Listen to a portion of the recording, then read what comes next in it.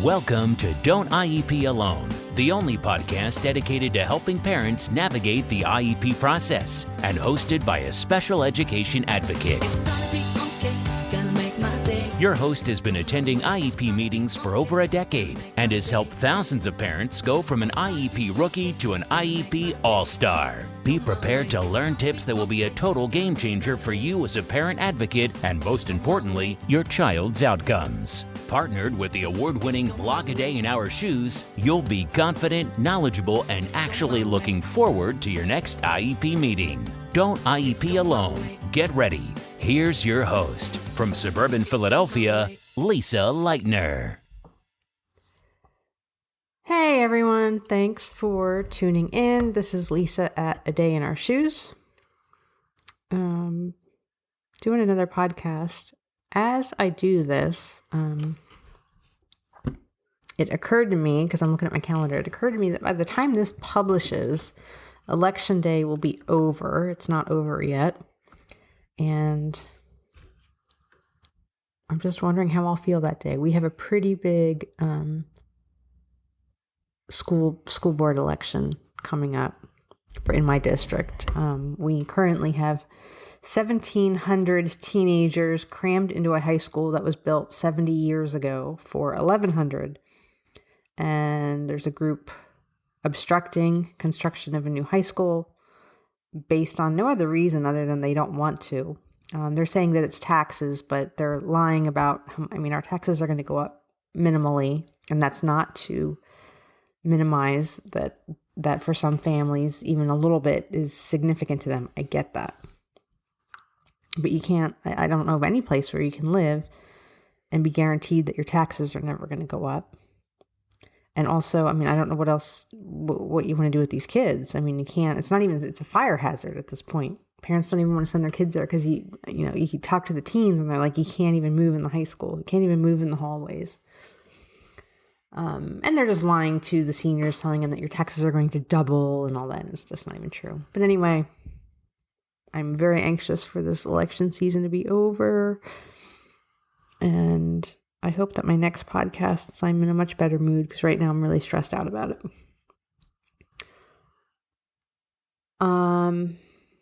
Thanks for tuning in. If you have other questions, please always go to adayinourshoes.com and you can get your questions answered there. I have 500 blog posts on all kinds of topics, so chances are I can get you steered in the right direction. I am still answering parent questions, and this one's kind of vague. It also sounded kind of angry, so I thought about answering it, not answering it. And I thought I'll go ahead and answer it. This is from a mom in Iowa, and she writes, "Why do school districts seem to believe and act as if they have authority over the parents concerning our children? I don't ever remember agreeing to or recognizing any such authority. What law gives them the right to overrule parents' authority?" So I wish she had been a little bit more specific, maybe a little less angry.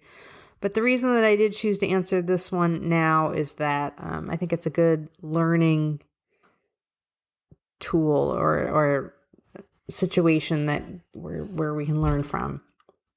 And one is that, and I don't know what happened to you, I don't know what happened to your child, but you sound very hostile and very angry. And I think that you are approaching the situation wrong. And that's a common theme that I've been seeing for months within the Facebook group. That parents are unhappy with how things are going regarding their IEP. They're unhappy with the progress being made or not made, unhappy with placement, unhappy with supports and services, whatever it is. And rather than using the IEP process to address unaddressed needs in your kids, they're just going after the school and attacking the school. And what gives you the right? And who do you think you are? And it's got to be illegal for them to do this, and illegal, violation, things like that. So maybe that's happening here. Maybe it's not. So I don't know when you say what law gives them the right to overrule parents' authority, I don't even know. I have no idea what you're talking about. But I can tell you this. when it comes to IEPs, parents are an equal member of the IEP team. Now, that's not, knowing what we know about the IEP process and the IEDEA system as it's in place today, that's not entirely true, because at the end of the day, or at the end of it all the discussions, all the evaluations, all the meetings, at the end of the day, the school is going to say to you, we're going to send you a final IEP, and that's what it's going to say. And I have had those words directly stated to my face when I was trying to get Kevin placed for kindergarten. He's in 7th grade right now. We were discussing placement, and I felt one placement was better than another, and I had my reasons, and I thought I had them well documented, and I thought I had all the data. And anyway, we had met, I want to say 3 times about this. And the special ed director just looked at me and he said, well, this is it. This is our final offer. When you receive the final IEP and PWN, actually he called it a NORAP because that's what we call it here in Pennsylvania. He said, your NORAP is going to say this. So yes, parents are an equal member of the IEP team. Your criteria and your input and anything that you add to the IEP process should be considered with equal weight as any other member of the team. But yes, at the end of the day, the school has the position that they just say, this is what we're going to offer, and you like it or lump it. And I spoke with an attorney in my situation, and he said, you really don't have enough to go to due process with. That I certainly had the case to make that my placement that I wanted was appropriate, but we did not have the data that we needed to show that their placement that they were offering was inappropriate. And that's what it came down to. So I accepted it, and you know what? I've never been happier. It's been a very good placement for him. He loves it there. I love his teachers. I love the school. Sorry, it's very rainy and dreary here today. So it worked out for us. So, I don't know. I don't ever remember agreeing to or recognizing such authority. All I can tell you is if you're talking about an IEP dispute and you're trying to do some IEP troubleshooting, I have a free 5-part course on troubleshooting your IEP. I have post after post after post. I told you there's over 500 posts on the blog about all kinds of different stuff in the IEP process. I would try to narrow down your concerns into actionable items, because I think that digging your heels in and saying, well, I didn't give you such authority, that's not going to get you your end result. I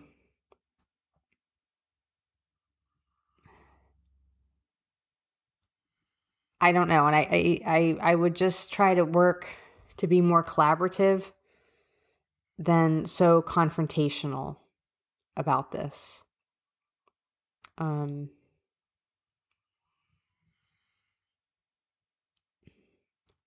It's just you only wrote 3 sentences, but every one of them is just so loaded and so with negativity and so volatile.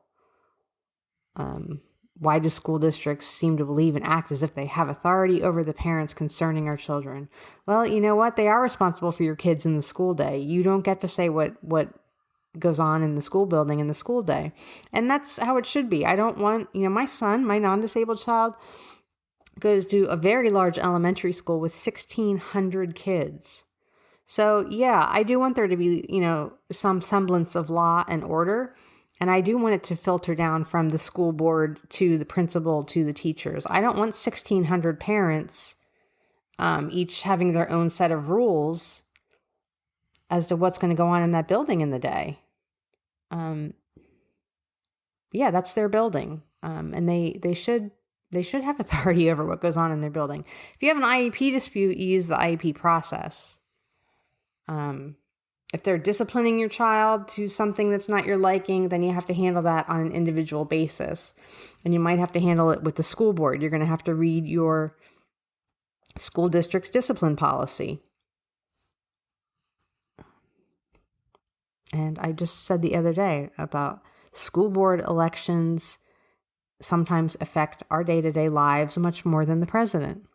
So if you disagree with your school board's discipline policy, there you go. That's your, start there. You need to revisit it if it happens to be a discipline issue. So anyway, I can't comment too much more without knowing the specifics, but when you say a thing of what law gives them the right to overrule parents' authority, I just think from all I know about collaboration and problem solving and troubleshooting and negotiating and advocating, whatever your situation is, I think that this is the wrong way to approach it. And you're not alone. A lot of parents do this. They say, well, what law says that they can do this? And isn't that a violation of this? And it seems that parents really want to grab a law, a sheet of paper, a screenshot, a website, something. They want to have something, and it's like they want to march in there and go, hey, look at this. This right here says that you can't do this thing that you think you can do. And I've just never found that to be a particularly effective way to get what you want when it comes to the IEP process.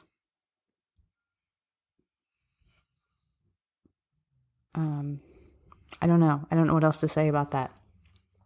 If you would like to funnel it down and get more specific, again, look it up on adayinourshoes.com. There are plenty of posts, hopefully, about what you need. Otherwise, thank you for listening. Thank you for tuning in. Please visit adayinourshoes.com, and hopefully you'll tune in next time. Thank you. Thanks for listening to the Don't IEP Alone podcast. No parent should have to IEP alone. And with A Day in Our Shoes, you don't have to. For more IEP assistance and letter templates, visit adayinourshoes.com. For ongoing assistance and support, follow our Facebook page and group.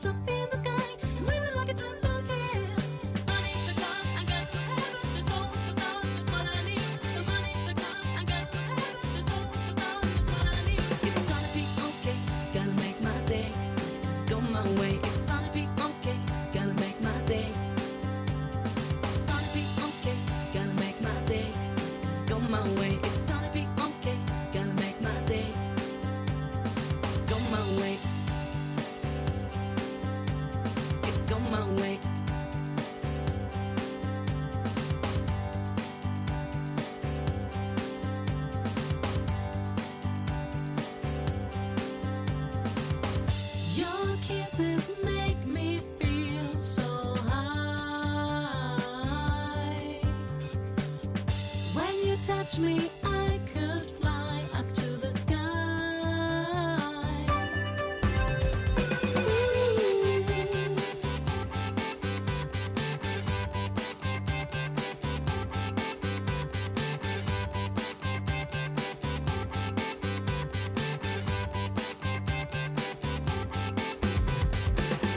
Every day I'm on my road, but today is the day that I meet you, my baby. Hope you're going to stay. It's gonna be okay, gonna make my day. Go my way, it's gonna be okay, gonna make my day.